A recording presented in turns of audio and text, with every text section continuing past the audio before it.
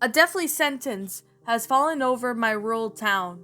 It's not a surprise, seeing as how most of people in this godforsaken place are either dead or close to. The stench of blood has filled the air for the past 2 weeks. But this entire ordeal started months ago. My town, in all honesty, got lucky. I'm writing this because, well, there's nothing left to do. It's too dangerous to go outside. I don't know what's out there. They might be gone, but that possibility remains. It was a foggy Saturday night when I was first recalled seeing the news flash alert across the screen. Explosion in California flashed over a breaking news banner. I was at my girlfriend's house at the time. She needed some time to fix her shower faucet, she said, but I think she was just paranoid. Some random thing. Her paranoia was kinda cute. When it wasn't directed at me, that is. Anyway, I remember the news reporter said, as he reported, remains of the explosion were found in California today. Nothing seems to go wrong and no one is injured. It was not even 4 hours later, when the news had interrupted the basketball game for another breaking news report. Riots have erupted California and has reports of brutal murders and have flooded in our news station. Some same reporter said earlier. I watched as the buildings were ablaze, bodies were strewn across the streets, guts were hanging out, and some even severed bodies. Skin had been ripped apart, and bones were found chewed up on the sidewalks. Roads were in crimson with all the blood that had spilled. Jesus Christ, Jacob! What the hell happened? My girlfriend asked. I had no answer. Hell, no one did. What the hell happened in that short amount of time? I didn't know, but I honestly wasn't worried at the time. I lived in Maine, which is extremely far away from Cali. If it was an outbreak of some sort, then it would take some time for it to reach me or my girl. I was wrong. It was later revealed that the explosion took place at the significant scientific research lab, and one of the scientists had been experimenting with the disease. The disease escaped into the air by the explosion, caused by a chemical mishap occurred. That's when the outbreak began. It spread so quickly into the neighboring streets, like Oregon, Washington, Nevada. From here, it spread like wildfire. It at first documented in Maine 2 months ago, about 7 months after the outbreak began.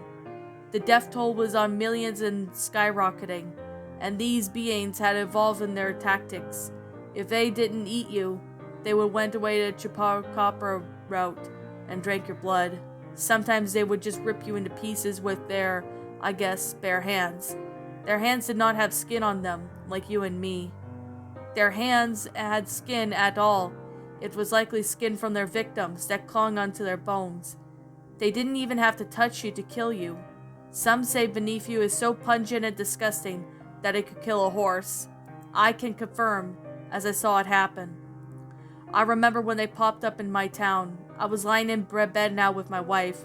We were doing our favorite thing, other than each other talking. The most blood-curdling scream broke our conversation. I sprang up from my bed in absolute panic. I opened the front door and immediately regretted it. A car was literally thrown down the street, and there was a creature, I can't really call them human, running from the house and killing. Like, you could hear bones snap and tendons pop, even from long distance. There were fires, blood pooling the streets, dripping off of the rooftop in some cases. I hurried back inside and proceeded to barricade the house. I only did it as a precaution. There was a bomb shelter in our basement. Why was it in our basement and not outside the house? I don't know, but I am grateful.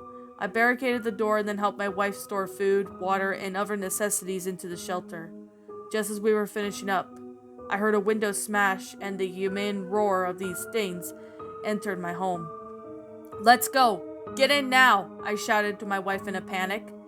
Hang on, I think I forgot the radio, she exclaimed. There's a spare one downstairs, let's go, I retorted. But it was too late. 2 seconds after I finished my sentence, they pounced on her. Her skin was stripped off her bone as their razor-sharp, bony hands ripped her into shreds. They even proceeded to drink her blood.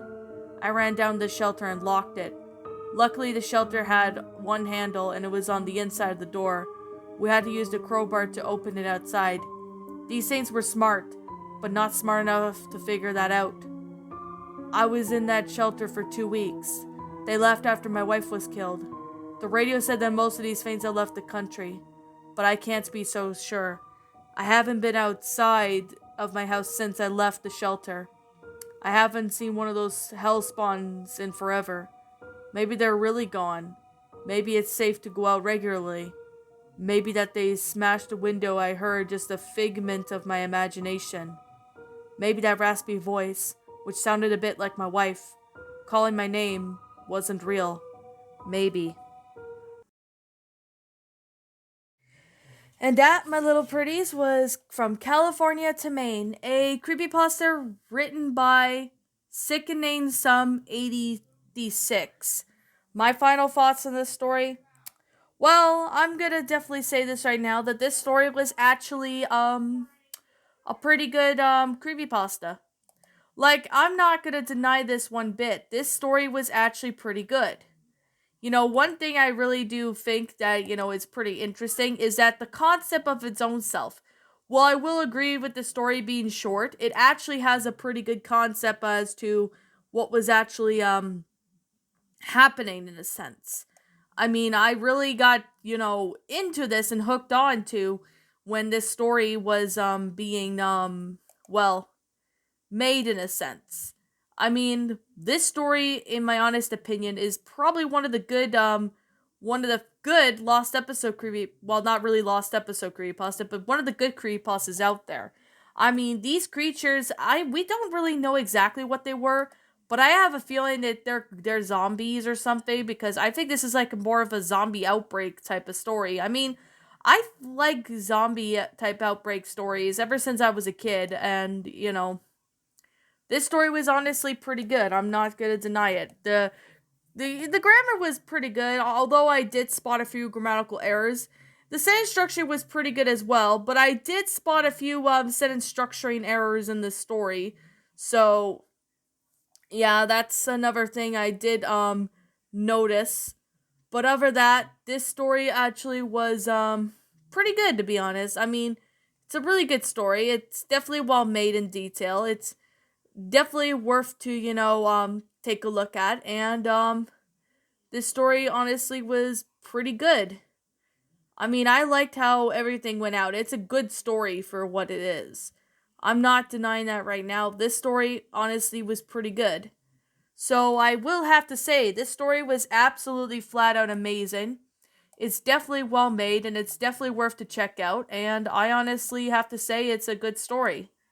Now, I know the sentence structuring, I mean, there were a couple of times where there were a few run-on sentences. Like, if you did see in the story or something that, some of the pastas, not pastas, but some of the story reline, did not make a whole lot of sense at times. But there was another issue I did notice is that there was a couple of sentence structuring errors in this. If you kind of remember seeing, if you've read the story, I did find this on the Creepypasta Wiki. And I seen a few of these, and I mean, I honestly can see right now that this honestly is very it's a very it's a story that I could definitely say. I mean, it does have some interesting concept and all, but this story just didn't really I don't know. I mean, there were parts of the story that does need to be fixed up, especially with the grammatical errors, but this story was not a bad story. I mean, it's a good story, yes.